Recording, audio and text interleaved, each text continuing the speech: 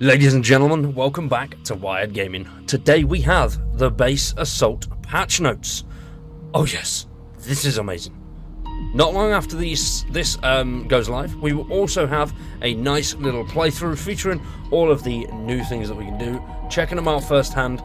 It will be my first time playing them, so you get my reaction. I'm very excited to jump in and check out all of this funky stuff. But for now, these are the patch notes. Subscribe to the channel, drop a like on the video, I'd greatly appreciate it. Let's jump in and check it out. Our second patch for the year is here. Say hello to the Base Assault update. With this release we're introducing not only new features and an exciting new narrative, but also a long sought after improvements to the map and inventory, which is brilliant. Very excited about that. As you can see in the background as well, we have the Base Assault announcement trailer rolling. Now, you may have seen this, that the Phoenix and the machines have learned how to evolve, which has led to the new mode, which is Base Assault. This is an exciting new addition to Generation Zero, where players attack procedurally generated Phoenix bases in the forest region.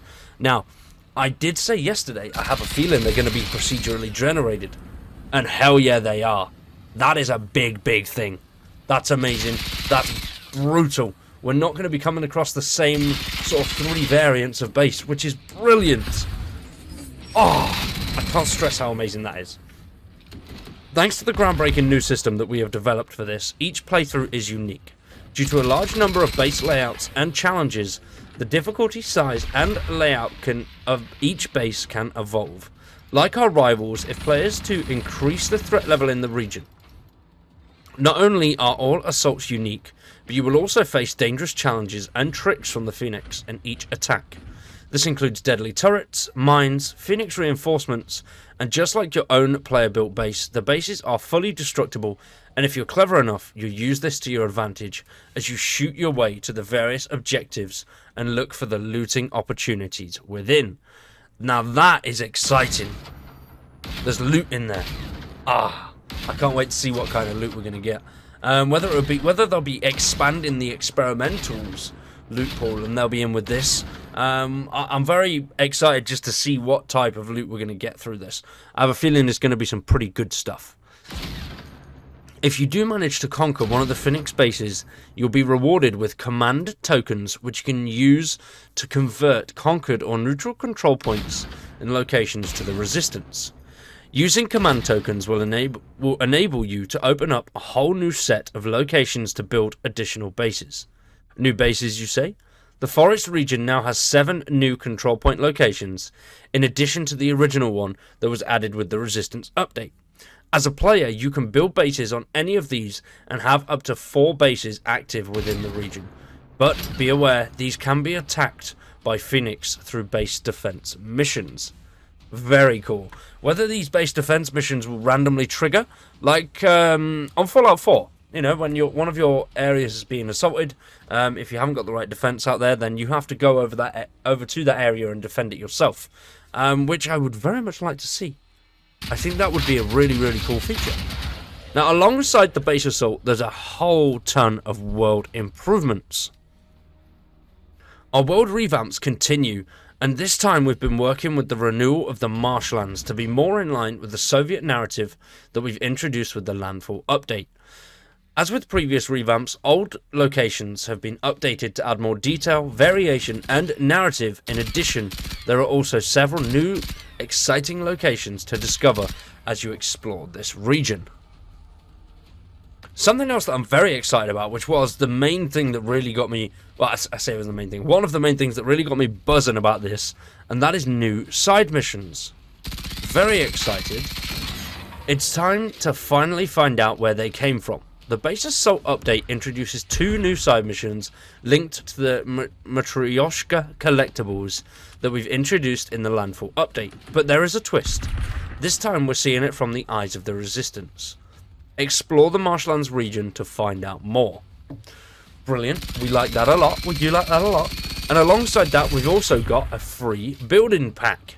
This update is not all about assault, even though that might be the fun part. To give your base some new flair, we're bringing you free Soviet building pack. These can be used for any of your forest region bases once they've been claimed by the Resistance. So for defense, we have the Soviet pillbox, a sturdy shooting position manned by a hidden fighter using an AI-76 assault rifle that fires automatically at any hostile unit that comes within its field of view. And then the Soviet guardhouse, a tall shooting position made of concrete, steel, and sandbags. Damn, that's going to be a beast. I like. And alongside that, we have walls, a Soviet reinforced wall, a tall wall made of concrete and steel that features a shooting hatch that can be opened manually. Wow, that's awesome. Soviet reinforced pylon, a tall pylon made of concrete and steel that is great for adding corners and end posts to high walls. The Soviet reinforced gate, a tall gate made of concrete and steel that can be opened manually or automatically. A Soviet low barricade made of steel and sandbags. A barrier pylon, a low concrete pylon that is great for adding corners to end posts and barricades.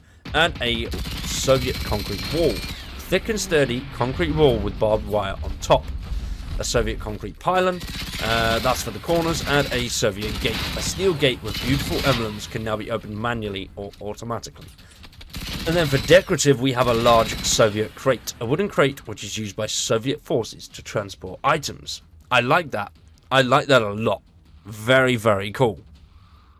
Especially that it's free. Hell yeah. Who doesn't want free stuff, man? Free stuff is all the rage.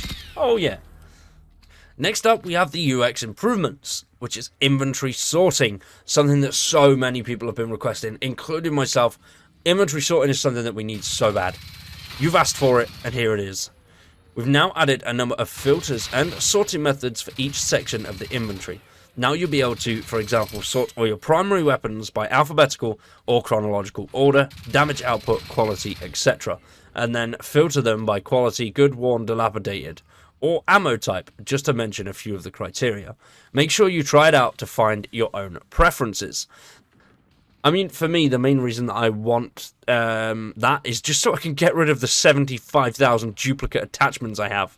Oh, now, map icon filters as well. That is something new that we can change. You can now filter icons of different categories on the map. And additionally, you can create your own custom filter to display only the icons you're interested in. I did think that we already had that. Maybe that was something that was around at the beginning, but then they moved it or removed it. Not 100% sure on that one. But yeah, it's good that we've got that. I'm very happy with that. I like a lot. For bug fixes, there are quite a few bug fixes, crash fixes, machines, missions, and world. And then there's a nice little chunk of known issues as well. I won't go over the known issues. I will go over the known issues because otherwise they'll get commented down below. Now, bug fixes, animation, art, and audio. Fixed an issue where musical instruments would stick to a plate's character model and obstruct vision if they disconnected while jamming out with the musical emotes. Fixed crashes associated with the epic explosion at the end of the Good News mission in Phoenix Rising. Fixed crashes associated with ticks hanging out of the stairwell in Stormraider Bunker. Fixed issue where downseekers didn't have loot. Issues where runners with rocket launchers didn't have loot. Issues where Reaper rivals on the map wouldn't show in the world. Fixed issues where players were blocked from a single player mission Break of Dawn if they previously searched the quest container in the police car during multiplayer. Fixed an issue where starting strength in numbers missions in multiplayer without finish it would make it disappear in single player.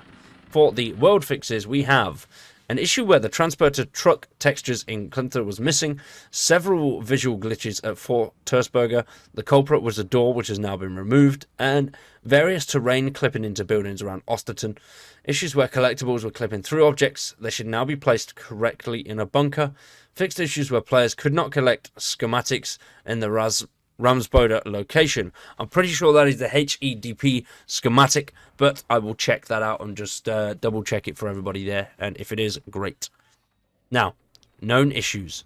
Huge swarm of machines causing performance issues. Hovercraft doors and walls lack collision, wherein the ecto-scientist gloves affect aiming down sight with the experimental shotgun. Dynamic resolution settings can cause visual issues when aiming with scopes. Massacre Resistance Camp in the Phoenix DLC will be attacked after completing missions. Reload input is ignored when aiming down sights. Destroying the Lynx's engine organs has no effect on movement speed. Players in a host's game may not see field radios if they have the host placed them. Hunters now become passive after downing the player. Machines can fall into water. And players that picked up the mixtape on Umbrella prior to patch 17 will have their collectible count at Averhon Manor reset to 0 out of 1. And finally, some players may be unable to join the game's patch on PlayStation after patch 19, but that is a rare issue. Now, if you are having any of the above issues, once again, just report it. They do know about it, but the more people that report it, the more urgently they'll get on it. But for today, ladies and gentlemen, that is it from me. We'll be back later on with some base assault gameplay. Stay tuned, and we will see you later on tonight. I've been Wired, you've been awesome. Subscribe to the channel, drop a like on the video. We'll see you later.